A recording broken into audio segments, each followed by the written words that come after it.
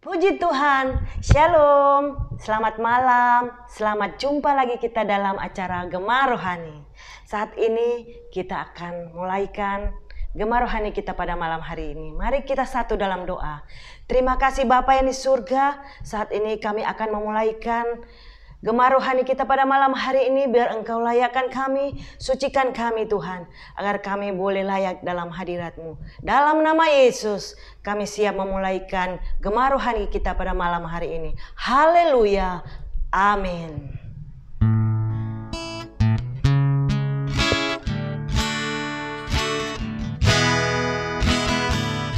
Aku rindu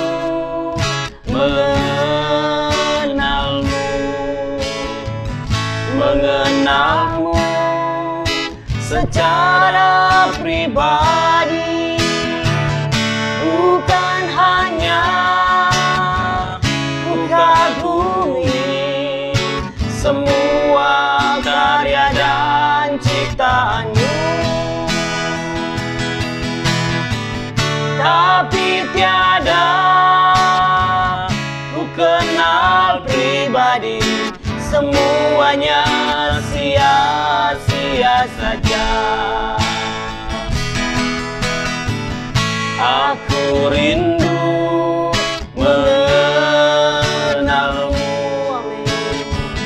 mengenalmu secara pribadi, bukan hanya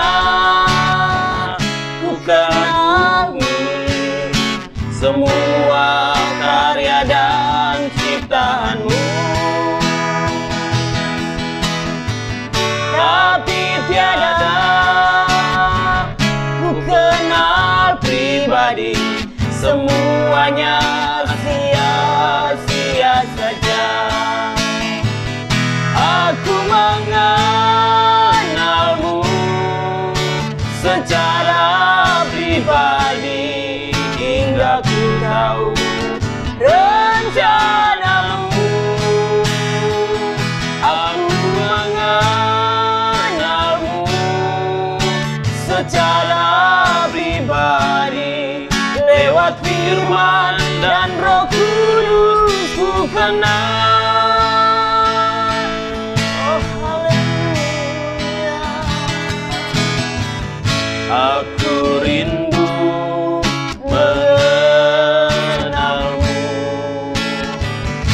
mengenalmu secara pribadi, bukan hanya ku kagumi semua karya dan ciptaan-Mu, tapi tiada ku kenal pribadi. Semuanya sia-sia saja. Aku mengenalmu secara pribadi, hingga ku tahu rencana-Mu. Aku mengenalmu secara pribadi, lewat firman dan Roh Kudus ku kenal. Aku mengenalmu secara pribadi, hingga ku tahu rencana-Mu. Aku mengenalmu secara pribadi, lewat firman dan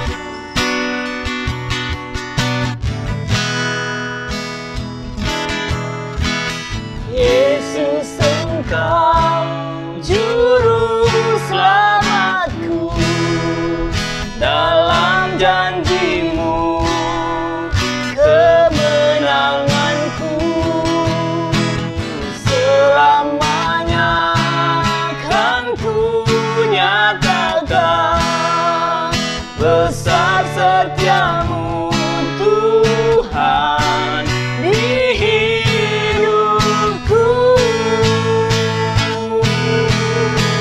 Yesus, Engkau juru selamatku. Dalam janji-Mu kemenanganku. Selamanya akan ku nyatakan besar setiamu Tuhan. Besar setiamu Tuhan. Besar setiamu Tuhan di hidupku. Haleluya, haleluya. Saat ini Tuhan, kami akan siap mendengar firman-Mu Tuhan. Sebelum daripada itu Tuhan, Engkau urapi hamba-Mu Tuhan. Pakai dia menjadi saluran berkat. Dalam nama Yesus, kami siap mendengarkan firman-Mu. Haleluya, amin. Puji Tuhan, malam hari ini kita akan segera mendengarkan kebenaran firman Tuhan. Dan firman Tuhan saya ambil di dalam Kejadian pasalnya yang pertama, ayatnya yang ke-26. Berfirmanlah Allah, baiklah kita menjadikan manusia menurut gambar dan rupa kita, supaya mereka berkuasa atas ikan-ikan di laut, dan burung-burung di udara, dan atas ternak, dan atas seluruh bumi, dan atas segala binatang melata yang merayap di bumi. Dari pembacaan firman Tuhan kita pada malam hari ini, kita melihat bagaimana Allah membentuk manusia serupa dengan gambarnya. Artinya Tuhan membentuk manusia sesuai dengan gambar Allah sendiri. Nah, manusia pertama diciptakan itu adalah Adam. Dan kemudian Hawa diciptakan dari tulang rusuk Adam. Bersamaan dengan itu pula, maka manusia ciptaannya menjadi hidup dan sudah mewarisi sifat-sifat daripada Allah. Nah, di sini ada salah satu keistimewaan dari manusia. Seperti saya katakan tadi bahwa manusia itu dibentuk sesuai dengan rupa dan gambar Allah, ya. Manusia bukan diciptakan, ya, seperti yang lain, tetapi manusia dibentuk oleh Allah, ya. Dibentuk dengan tangan Allah sendiri. Itu sebabnya manusia menjadi satu makhluk yang mulia. Dan kemudian Allah sendiri menghembuskan napasnya kepada manusia itu, sehingga manusia itu menjadi hidup. Dan secara otomatis, ya, manusia sudah mewarisi yang namanya sifat-sifat daripada Allah. Ya. Nah,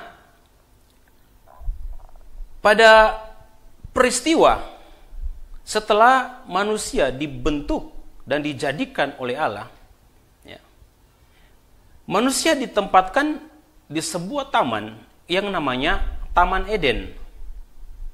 Ya. Dan kalau kita lihat bersama, pada waktu Allah menempatkan manusia di Taman Eden, ya, di situ Allah menempatkan sebuah pohon, ya, pohon pengetahuan yang tidak boleh disentuh atau dimakan buahnya oleh manusia. Dan kita akan belajar di sini, ya. Sebelum peristiwa itu terjadi, ya, ada dua hal yang bisa kita pelajari. Yang pertama, pada saat itu, ya, atau pada saat manusia dibentuk, ya, dan ditempatkan di Taman Eden, iblis sudah ada di bumi.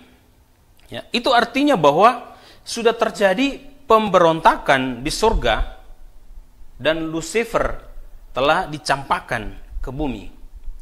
Dan yang kedua, untuk pertama kalinya manusia mempergunakan hak kebebasannya yang diberikan oleh Allah.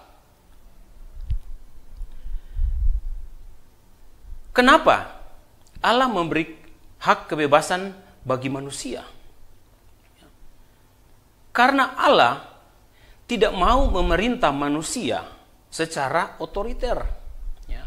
Itu sebabnya Allah memberi hak kebebasan untuk memilih. Dan apa tujuannya? Allah menempatkan pohon pengetahuan di Taman Eden itu.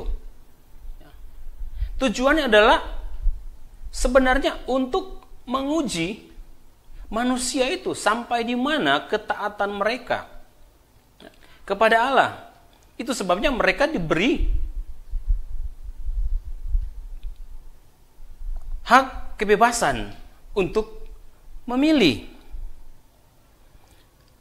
Nah, pada waktu manusia dicobai oleh iblis, ya, maka pertama kalinya Hawa mempergunakan hak kebebasannya untuk memilih, ya, dan memakan buah pohon yang dilarang oleh Allah.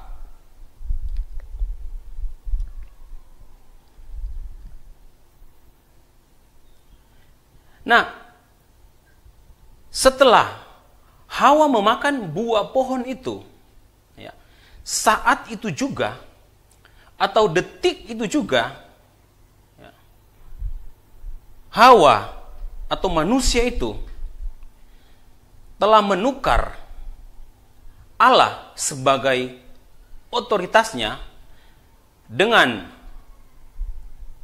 menerima otoritas iblis. Sekali lagi saya katakan,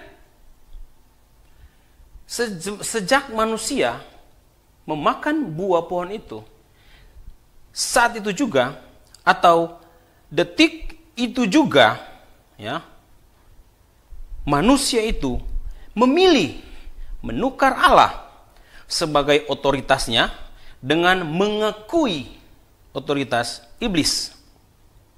Sejak saat itu, dosa mengalir dalam kemanusiaan kita, ya. Dan dosa itu terus membelenggu kehidupan kita sampai pada saat ini.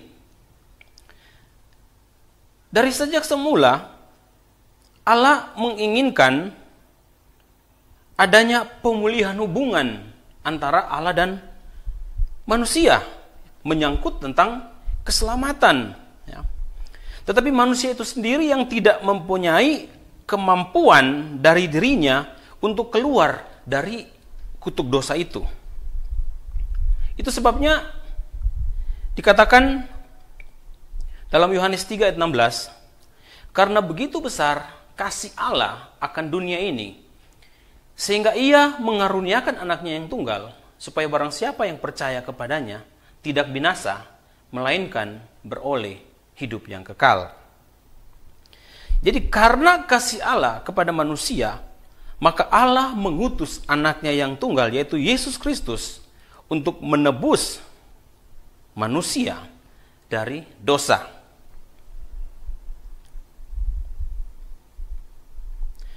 Namun demikian kebanyakan dari kita menganggap remeh tentang anugerah keselamatan yang sudah diberikan dengan cuma-cuma kepada kita.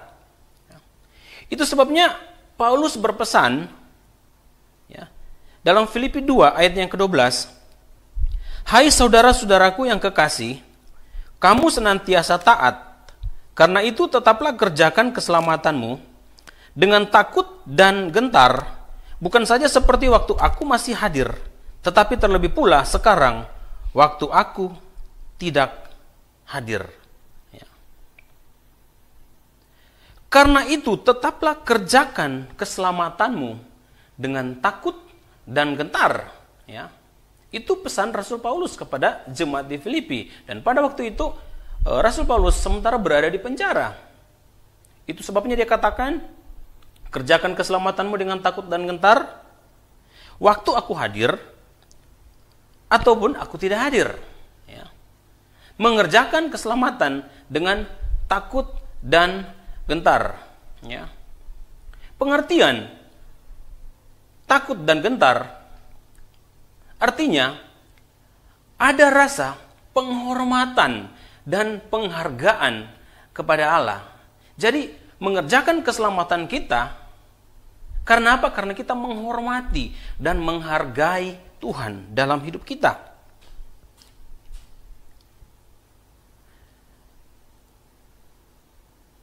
Berbicara mengerjakan, ini merupakan kata kerja yang artinya bahwa kita harus berusaha untuk menghidupi keselamatan itu dan memfokuskan tujuan hidup kita hanya kepada Allah.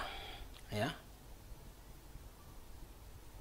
Nah, kita akan belajar ada beberapa hal yang perlu kita perhatikan dalam kita mengerjakan keselamatan itu. Ya. Yang pertama,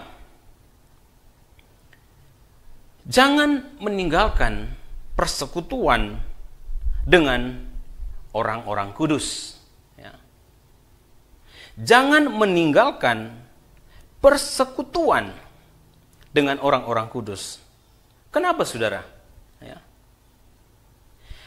Karena persekutuan itu merupakan hal yang penting dalam kehidupan kita sebagai orang Kristen. Karena di dalam satu persekutuan, ya, di situ kita bisa saling menasihati, kita bisa saling membangun satu dengan yang lain, ya, supaya sama-sama kita bisa bertumbuh di dalam Tuhan, ya, dan memiliki pengertian yang sesungguhnya tentang keselamatan dalam kehidupan kita. Ya. Dan yang kedua, belajar dan baca firman Tuhan setiap hari. Nah, kenapa kita harus melakukan hal itu? Ya. Karena kebenaran firman Tuhan itu memiliki manfaat yang luar biasa dalam hidup kita. Ya. Firman Tuhan itu mengajar. Ya. Firman Tuhan itu menegur. Ya. Firman Tuhan itu membawa hidup kita melangkah pada jalan yang benar, yang sesuai dengan kehendak daripada Tuhan. Nah, orang yang tidak memiliki firman dalam hidupnya, saya bisa katakan dia seperti pohon bambu, ya, yang ditiup angin, ya, kesana dan kemari tanpa tujuan. Atau di dalam Yakobus pasal 1 ayat 6 dikatakan, hendaklah ia memintanya dalam iman dan sama sekali jangan bimbang. Sebab orang yang bimbang sama dengan gelombang laut yang diombang-ambingkan kian kemari oleh angin. Ya. Orang yang tidak punya firman, contohnya juga sama seperti gelombang laut yang diombang-ambingkan, ya, kesana dan kemari tanpa ada tujuan yang pasti. Ya. Itu sebabnya firman Tuhan adalah merupakan satu tujuan yang pasti dalam kehidupan kita, secara khusus orang-orang yang percaya kepada Tuhan. Ya. Dan kenapa firman Tuhan itu juga harus ada dalam hidup kita? Karena firman Tuhan itu adalah merupakan senjata untuk kita dapat berperang melawan tipu muslihat iblis dan juga menghadapi kebobrokan dunia yang terjadi saat ini. Ya. Itu sebabnya mengapa penting kita harus belajar dan membaca firman Tuhan dalam kehidupan kita. Bukan hanya kita belajar dan merenungkan, tetapi kita harus melakukan kebenaran itu dalam setiap kehidupan kita. Ya. Artinya di saat kita melakukan firman, berarti kita melakukan kehendak Allah dalam hidup kita. Yang ketiga, merubah cara berpikir kita. Ya. Merubah cara berpikir kita. Pikiran adalah merupakan sesuatu yang sangat sulit untuk dikendalikan. Ya. Itu sebabnya kenapa iblis sering menyerang manusia itu lewat pikiran. Ya. Karena saya katakan tadi bahwa pikiran itu sangat-sangat sulit untuk dikendalikan. Ya. Karena pusat segala kegiatan dari hidup manusia adalah lewat pikiran kita. Nah, saya beri contoh. Ya. Apakah salah kalau seekor burung terbang melewati kepala kita? Ya. Saya rasa tidak ada yang salah atau tidak ada pengaruhnya ya, dalam kehidupan kita. Tetapi kalau burung itu terbang dan hinggap di kepala kita, apalagi maaf bicara, buang kotoran di kepala kita, apakah ada pengaruhnya? Jawabannya ada. Ya. Kepala kita menjadi kotor. Ya. Kepala kita menjadi kotor. Ya. Di saat iblis masuk dalam pikiran kita, ya, maka iblis akan mengetori pikiran kita dengan hal-hal yang buruk, sehingga kita dapat melawan Allah ya, dengan tindakan-tindakan kita. Itu sebabnya kita merubah cara berpikir kita ya, ke arah yang lebih baik ya, berpikir hal-hal yang baik, berpikir hal-hal yang sesuai dengan kehendak daripada Tuhan ya. Karena pikiran itu bisa dikendalikan ya, atau pikiran itu biasanya dipengaruhi dari latar belakang ya, dari lingkungan dan dari keadaan sekitar kita. Nah, apabila kita berada pada suatu lingkungan yang tidak baik, sebaiknya kita keluar dari tempat itu dan meninggalkan. Kenapa? Karena lingkungan tersebut dapat mempengaruhi cara berpikir kita. Contoh, Yusuf, ya, dia berani bertindak keluar dari lingkungan yang akan menjatuhkan dia. Kita tahu bersama peristiwa yang terjadi kepada Yusuf, di mana istri majikannya Potifar menggoda Yusuf ya. Tetapi Yusuf mempunyai tindakan yang baik ya. Dia keluar dari tempat itu dan meninggalkan tempat itu, sehingga pikirannya tidak terpengaruh ya, atau hidupnya tidak terpengaruh oleh lingkungan tersebut. Dan kemudian yang keempat, jadikanlah Allah sebagai center point dari kehidupan kita. Artinya, kita menjadikan Allah segala-galanya dalam kehidupan kita, ya. Tanpa kita harus perlu khawatir tentang apapun juga yang terjadi dalam kehidupan kita. Karena apa? Karena Dia akan memelihara kita dengan segala kekayaannya. Ya. jadikan Allah segala-galanya dalam hidup kita. Jangan jadikan Allah nomor 2, ya. Tetapi jadikan Allah yang pertama dalam kehidupan kita. Karena apa? Karena Allah yang memiliki hidup kita. Kemudian yang kelima, bergantung pada pimpinan Roh Kudus. Raja Daud berkata, jangan ambil rohmu daripadaku. Ya. Seberapa pentingkah Roh Kudus dalam kehidupan kita? Ya. Jawabannya sangat penting. Ya. Karena Roh Kudus yang memimpin kita. Roh Kudus yang menuntun kita. Ya.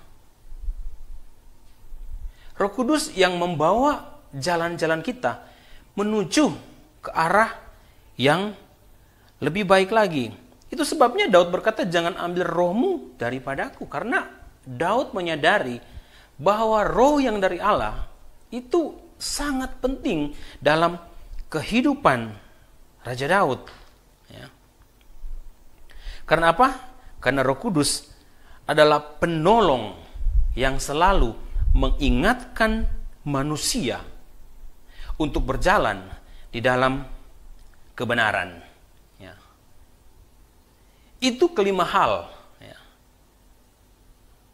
untuk membawa kita menuju kepada keselamatan, ya, atau cara kita mengerjakan keselamatan dengan kelima hal yang sudah saya uraikan tadi. Nah, apa tujuan Allah menciptakan manusia? Ya. Tujuan Allah menciptakan manusia, ya, agar manusia masuk pada rencana Allah. Nah, pertanyaannya lagi, apa rencana Allah? Ya. Rencana Allah bagi manusia agar manusia ikut terlibat dalam kebahagiaan Allah. Ya. Karena Allah menciptakan manusia atau membentuk manusia itu dengan kasih dan kebahagiaan.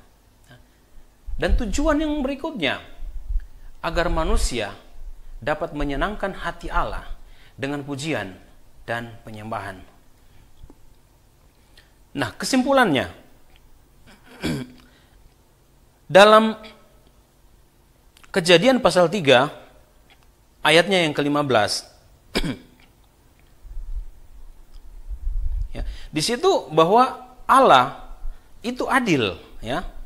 Dia bukan saja hanya menghukum manusia, tapi juga dia menghukum si ular. Ya. Dikatakan, aku akan mengadakan permusuhan antara engkau dan perempuan ini, antara keturunanmu dan keturunannya. Keturunannya akan meremukkan kepalamu, dan engkau akan meremukkan tumitnya.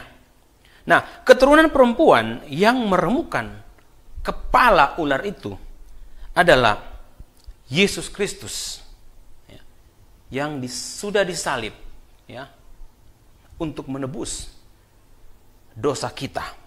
Ya.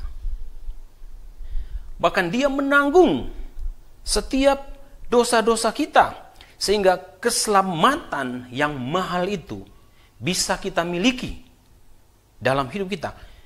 Bukan dengan barang yang fana, bukan pula dengan perak atau emas, melainkan dengan darah yang mahal, yaitu darah Kristus.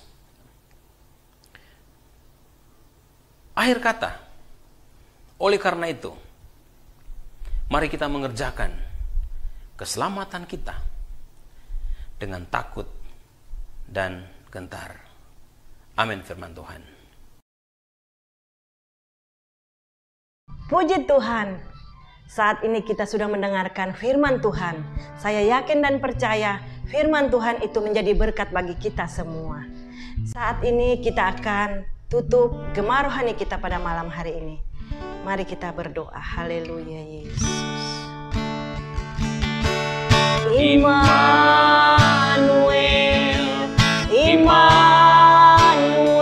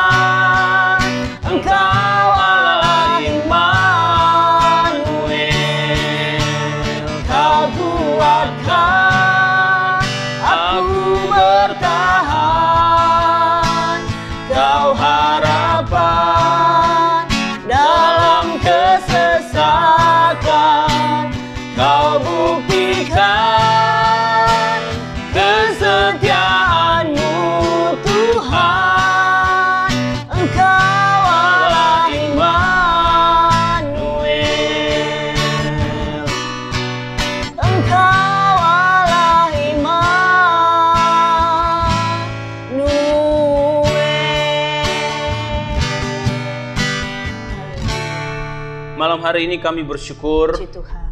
buat segala kebaikan Tuhan dalam kehidupan kami. Kami telah memuji, mengagungkan Tuhan, Glory, bahkan haleluya. malam hari ini kami telah diisi oleh kebenaran firman Tuhan. Kami percaya dan yakin bahwa setiap taburan firman Tuhan yang kami boleh dengar pada malam hari ini benar-benar boleh tertanam dalam hati kami. Amin. Dan kami akan praktekkan firman itu dalam hidup kami, sehingga membawa hidup kami lebih lagi di dalam Engkau ya Tuhan. Terpuji bagi nama Tuhan.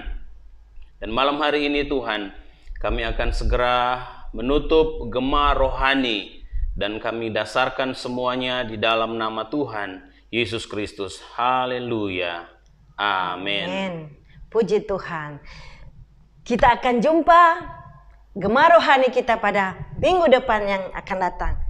Bye. Sampai jumpa.